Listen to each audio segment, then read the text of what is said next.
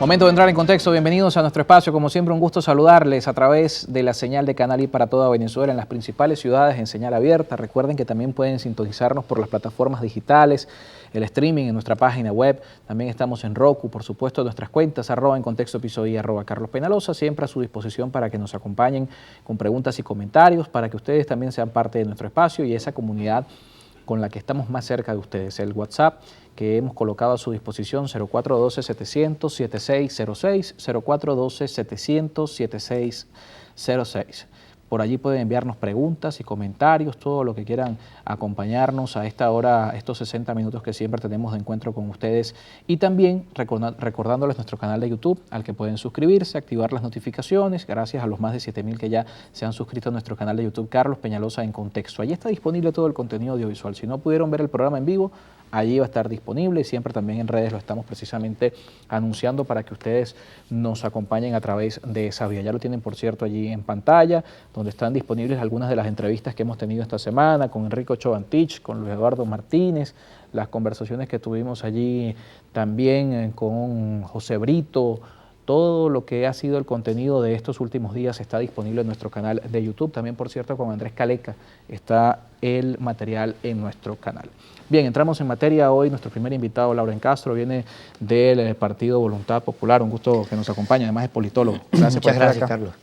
Varios temas que analizar con lo que está pasando en la política nacional. Sin duda esta semana, sobre el tema en particular de Voluntad Popular, ha sido noticia el anuncio de David Smolansky, de alguna manera apoyar ahora a María Corina Machado. Esto viene siendo una seguidilla que hemos visto de algunos liderazgos del Partido Naranja que han venido buscando otras alternativas, otras opciones políticas. Empezamos con Emilio Graterón, que se fue con el Benjamín Rauseo, Tamara Adrián anunció su propia candidatura, David Smolansky ahora está con María Corina Machado. ¿Qué está pasando con Voluntad Popular? Pareciera de alguna manera se está desintegrando o algunos liderazgos claves, ¿no?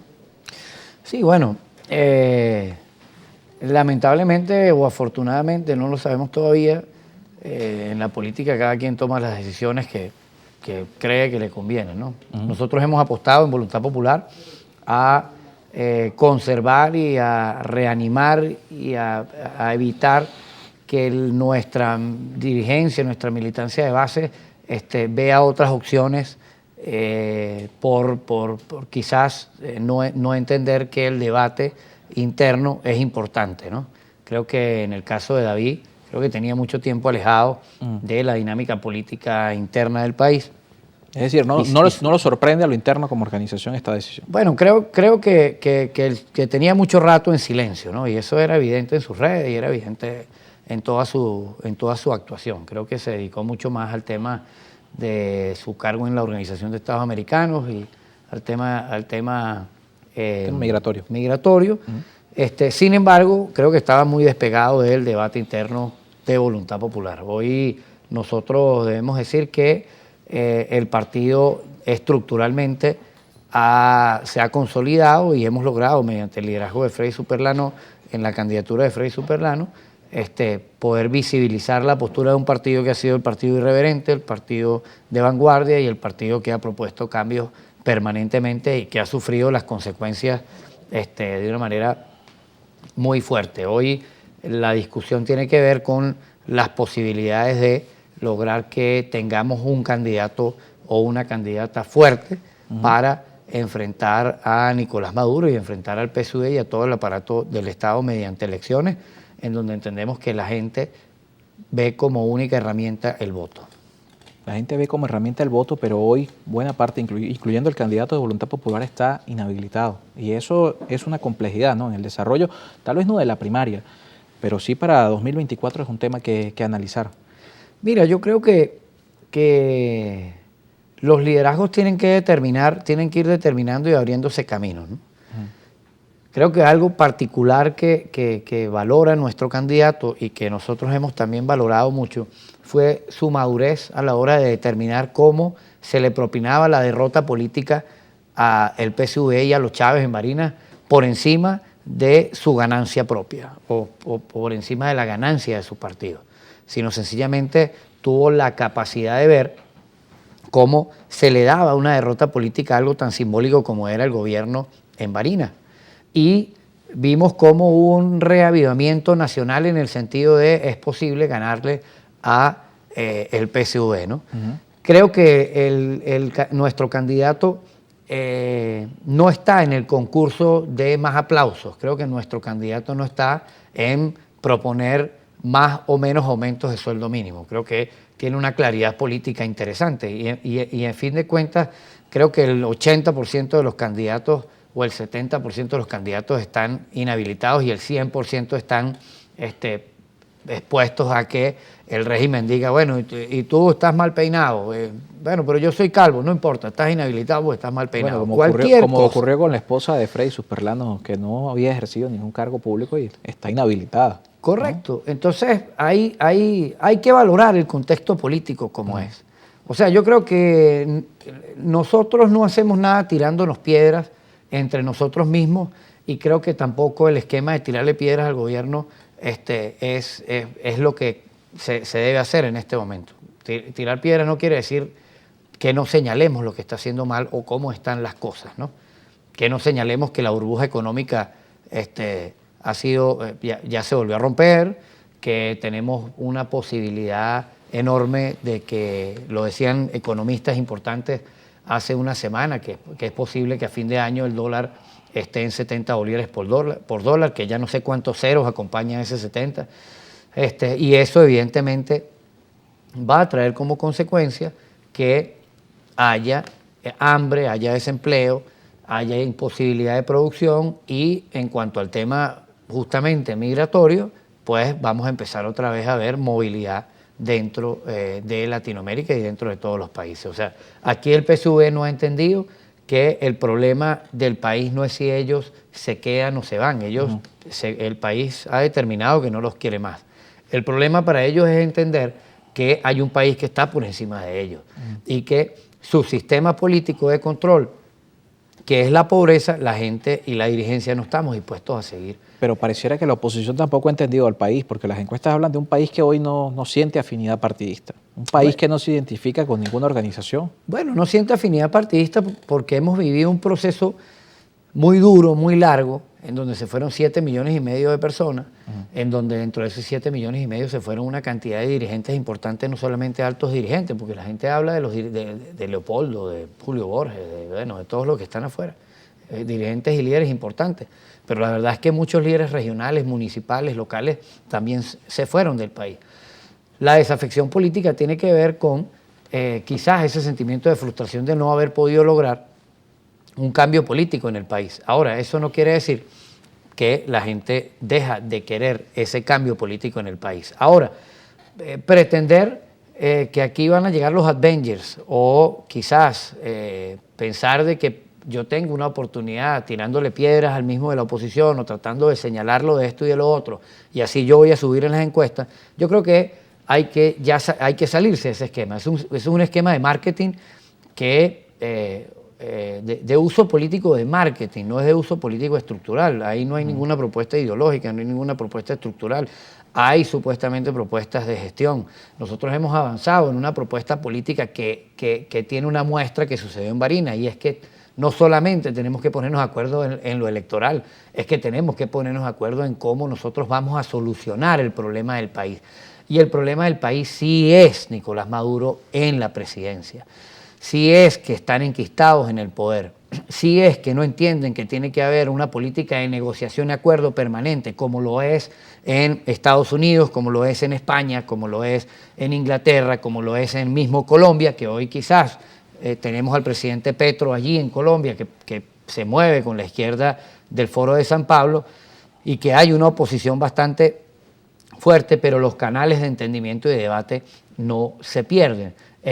Como lo hay en Chile, que gobierna un presidente del Partido Comunista, pero se entiende que en el juego democrático, hasta hoy los republicanos que ganaron la constituyente entienden que no pueden ir a aplastar al otro, que no pueden aplastar al presidente.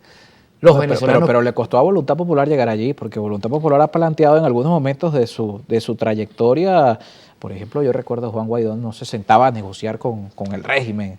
Ha costado también en la historia que la oposición entienda este camino, ¿no? Bueno, ¿no? porque Porque sencillamente es otro contexto, sencillamente hemos intentado todas las formas. O sea, es que desde la Coordinadora Democrática para acá han habido distintos procesos en donde lo que ha reclamado la oposición venezolana y lo que ha reclamado ya en este punto el pueblo de Venezuela es que la institución funcione, que la reinstitucionalización se dé. Entonces, pensar de que hemos hecho todo y que no podemos seguir haciendo y no podemos reenfocar, quiere decir que quizás, o le estaríamos vendiendo a la población, que es que no hay más posibilidades y entraríamos en la lógica quizás que en algún momento entró la oposición cubana, ¿no? Y bueno, preparémonos para 60 años. Nosotros tenemos que reformular las 1.500 formas que podamos tener para poder cambiar este sistema político que hoy tenemos. Claro. Que el PSV va a seguir existiendo, seguramente va a seguir existiendo. Pero no es borrón y cuenta nueva, no hay nada que asumir en esa rectificación. Bueno, pero es que para eso tenemos que recuperar el sistema. Porque está el tema de las sanciones, están los señalamientos de corrupción, todo el manejo del llamado interinato, todo eso no desaparece con cambiar el rumbo. Para eso es que justamente el problema de la institucionalidad tiene que ver con que se rompió. O sea, no es solamente lo que hizo el gobierno interino, no es solamente lo que hizo Maduro, no, es que ya va, es que aquí se rompió la institucionalidad y los mecanismos de control pasaron a ser entes propagandísticos y señaladores. Hoy sale más fácil tuitear y citar al fiscal general de la República para que meta preso a alguien que maltrató a un perrito o que le rompió los vidrios a alguien que una persona que va y entrega formalmente una denuncia. ¿Por qué? Porque todo es propaganda. Todo es por el teléfono. Hoy supuestamente los políticos somos lo peor que ha existido en este país. Sin embargo, nosotros hemos llevado las consecuencias. Muchos hemos llevado las consecuencias. Hoy hay gente, lo denunciaba, dirigentes estudiantiles, lo denuncian partidos políticos. Aquí hay presos políticos, aquí hay gente perseguida, aquí hay gente que se siente asediada. ¿Y por qué? Porque no hay institucionalidad, no hay criterio de justicia, Carlos. Entonces, bueno, aquí todo el mundo es culpable. Y como todo el mundo es culpable, no hay solución. No, perdón, así no es. Nosotros tenemos que apuntar a la reinstitucionalización. No a los boom que salen en el Twitter, que salen en el Instagram, los escándalos. Hoy nosotros creo que no se ha valorado lo del escándalo de corrupción con Tarek El Aizami, que veníamos denunciándolo y señalándolo, y Voluntad Popular señaló lo de Pedeval y señaló todo este tema de corrupción que PDVSA al final terminó siendo la caja chica del PSV.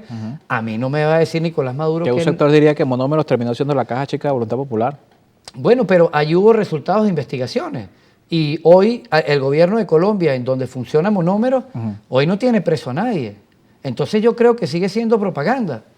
¿Por qué? Bueno, porque sencillamente, a mí en lo particular, a mí no me va a decir Nicolás Maduro ni nadie del PSV que no sabían que Tarek manejaba el dinero de la República. ¿Cómo es que se pierden 21.000 millones de dólares? Ahora, a mí no me van a poner al nivel del robo de Nicolás Maduro. O sea, yo no puedo aceptar eso. Y no puedo aceptar eso porque no estoy, no he estado ni estaré. Es decir, no puedes equiparar unos procesos que se vinieron dando en donde hubo muchísimas dificultades, ¿verdad? En donde hubo quizás gente que se aprovechó y hubo otra gente que sencillamente fue víctima de señalamientos, pero que hoy en la prueba no hay nada, a alguien que fue señalado y que está preso todo su equipo, acusados de 20.000 millones de dólares. Bueno, es lo que se dice, ¿no? Pero no hay cifra oficial respecto al alcance de esta. Como no hay cifra oficial, fíjate, como no hay cifra oficial de los niños desnutridos, como no hay cifra oficial de los homicidios, como no hay cifra oficial de la tasa de suicidio, como no hay cifra oficial de nada, porque no hay institucionalidad, Carlos. Y nosotros debemos recuperar la institucionalidad de alguna manera. O sea, si el dólar se pone en 70 bolívares por dólar, a final de año la gente va a volver a salir a manifestar, Carlos, y eso no va a ser una cuestión que digan los dirigentes políticos sí o no. Es que la necesidad, el hambre, encuestas que dicen que solo el 2% de la población gana más de $500. ¿En qué país estamos viviendo? ¿En la burbuja de Caracas? ¿O en la mayoría del país que sale a botar su cosecha porque no tiene gasolina y el gobierno va y los mete presos? ¿Dónde está la injusticia? en este país. ¿Dónde está el debate y la discusión de verdad de qué es lo que necesita este pueblo? Este pueblo necesita justicia, pero nosotros debemos entender que debe haber una estrategia como la estrategia que se dio en Barinas para lograr darle una derrota política a lo que hoy nos gobierna. Nos toca hacer una pausa. Estamos conversando con Laurens Castro del Partido Voluntad Popular. Hablamos del ejemplo de Barinas, porque Barinas llevó, por supuesto, la inhabilitación vino posterior al resultado, pero ya de entrada van inhabilitados. Barinas llevó a un escenario donde, no digamos por descarte, porque Sergio Garrido había resultado electo como legislador en el Estado, pero luego de inscribir a Aurora, la esposa de Freddy Superlano, de inscribir a Julio César Reyes, ambos fueron inhabilitados y quedó Sergio Garrido, que había sido electo y era imposible que estuviera inhabilitado siendo ya legislador en ejercicio. Algunas personas se preocupan de alguna manera con que esto pueda ocurrir posterior a las primarias. ¿Cómo lo ve Voluntad Popular, que fue protagonista precisamente de esta historia en el estado de Barinas? Lo conversamos al regreso de la pausa.